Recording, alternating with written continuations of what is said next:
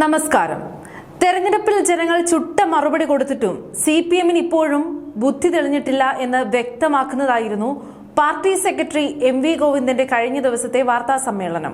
കേന്ദ്ര സർക്കാരിന്റെ ഇന്ധനവില വർധനവിനെതിരെയും അതിൽ സംസ്ഥാന സർക്കാർ മൗനം പാലിക്കുന്നുവെന്ന് ആരോപിച്ചും ജൂൺ 4 വ്യാഴാഴ്ച സംസ്ഥാന വ്യാപകമായി ജനകീയ പ്രക്ഷോഭം സംഘടിപ്പിക്കുമെന്നാണ് ഗോവിന്ദൻ മാഷിന്റെ പുതിയ പ്രഖ്യാപനം.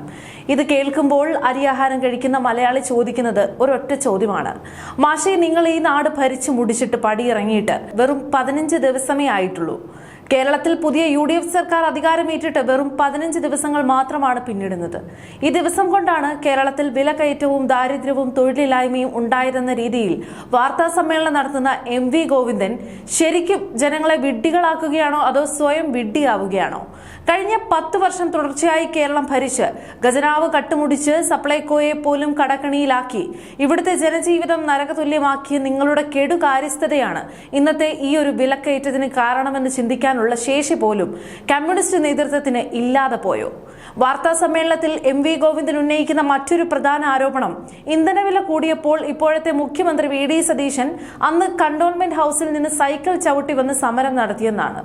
ഇപ്പോൾ മുഖ്യമന്ത്രിയായപ്പോൾ സതീശൻ എന്തുകൊണ്ട് നികുതി കുറയ്ക്കുന്നില്ല എന്നാണ് ഗോവിന്ദൻ മാഷിന്റെ ചോദ്യം. ഇവിടെ നോക്കണം അവരുടെ ഒരു ഇരട്ടത്താപ്പ്.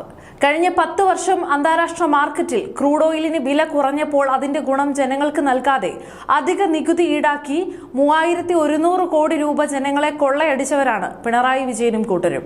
അന്ന് ഇന്ധന നികുതി 1 രൂപയെങ്കിലും കുറയ്ക്കണമെന്ന് VD സതീശൻ ആവശ്യപ്പെട്ടപ്പോൾ നികുതി കുറയ്ക്കുന്ന അത്തരം മണ്ടത്തരങ്ങൾ ഇടതുപക്ഷം കാണിക്കില്ല എന്ന് നിയമസഭയിൽ അഹങ്കാരത്തോടെ വിളിച്ചു പറഞ്ഞ തോമസ് ഐസക്കിന്റെയും പിണറായിയുടെയും പാർട്ടിയാണ് ഇന്ന് വലിഞ്ഞു കയറി വന്ന് സംസാരിക്കുന്നത്.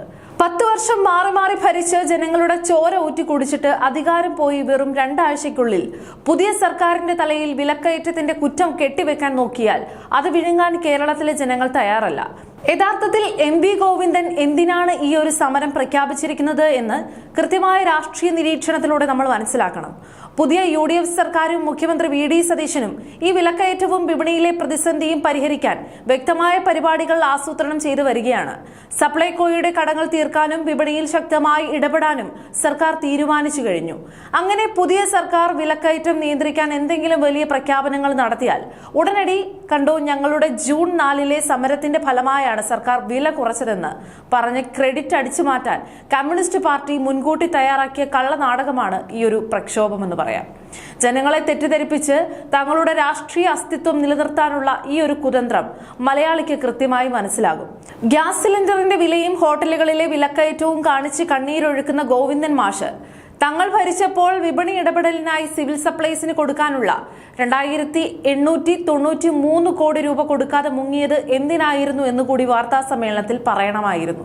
ചുരുക്കത്തിൽ കമ്മ്യൂണിസ്റ്റ് പാർട്ടിക്ക് വീണ്ടും വീണ്ടും വലിയൊരു ബാധ്യതയായി മാറിക്കൊണ്ടിരിക്കുകയാണ് MV ഗോവിന്ദൻ എന്ന ഈ ഒരു പാർട്ടി സെക്രട്ടറി.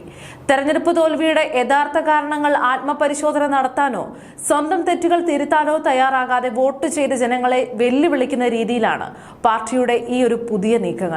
ദിവസങ്ങൾ മാത്രം പ്രായമുള്ള ഒരു സർക്കാരിന്റെ മേൽ കുതിര കയറാൻ നോക്കുന്നതിലൂടെ കമ്മ്യൂണിസ്റ്റ് പാർട്ടിയുടെ പാപ്പരത്തമാണ് തെരുവിൽ തുറന്നു കാട്ടപ്പെടുന്നത്. അമേരിക്കയ്ക്ക് കീഴടങ്ങിയ കേന്ദ്ര നയമെന്നും റഷ്യൻ എണ്ണയുടെ കാര്യവുമൊക്കെ പറഞ്ഞ് വലിയ അന്താരാഷ്ട്ര കാര്യങ്ങൾ വിളമ്പുന്ന ഗോവിന്ദൻ മാഷ് സ്വന്തം നാട്ടിലെ ജനങ്ങൾ കമ്മ്യൂണിസ്റ്റ് ഭരണത്തിന്റെ ധൂർത്തും അഴിമതിയും മടുത്തിട്ടാണ് തങ്ങളെ പ്രതിപക്ഷ തിരുത്തിയതെന്ന് ഇപ്പോഴും തിരിച്ചറിയുന്നില്ല. തോറ്റിട്ടും പഠിക്കാത്ത ഈ നേതാക്കന്മാരുടെ സമര നാടകങ്ങളെ ജനങ്ങൾ പുച്ഛിച്ചു തള്ളുക തന്നെ ചെയ്യും. പുതിയ സർക്കാരിന്റെ ജനക്ഷേമ നയങ്ങൾക്ക് മേൽ നിങ്ങളുടെ ഈ ഒരു കപട സമരങ്ങൾ വില പോകില്ല. 10 വർഷം കേരളം ഭരിച്ചു മുടിച്ചിട്ട് ഖജനാവ് ശൂന്യമാക്കി സപ്ലൈകോയ്ക്ക് 3000 കോടി രൂപയുടെ കടം വെച്ച് മുങ്ങിയ കമ്മ്യൂണിസ്റ്റ് നേതാക്കളാണ് ഇപ്പോൾ വെറും 16 ദിവസം മാത്രം പ്രായമുള്ള ഒരു പുതിയ സർക്കാരിനെതിരെ ജൂൺ 4 സമരം പ്രഖ്യാപിച്ചിരിക്കുന്നത്. MV ഗോവിന്ദന്റെ ഈ ഒരു വാർത്താ സമ്മേളനം വെറും ഒരു രാഷ്ട്രീയ കോമാളിത്തമാണ്.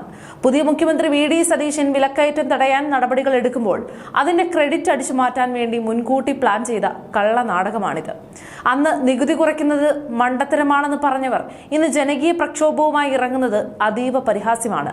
പാർട്ടിക്ക് വീണ്ടും ബാധ്യതയാകുന്ന ഗോവിന്ദൻ മാഷും കൂട്ടരും എത്ര സമരം ചെയ്താലും കമ്മ്യൂണിസ്റ്റ് പാർട്ടിയുടെ ഈ ഒരു ഇരട്ടത്താപ്പ് ജനങ്ങൾ വരും നാളുകളിൽ പൂർണ്ണമായും തുടച്ചു നീക്കും.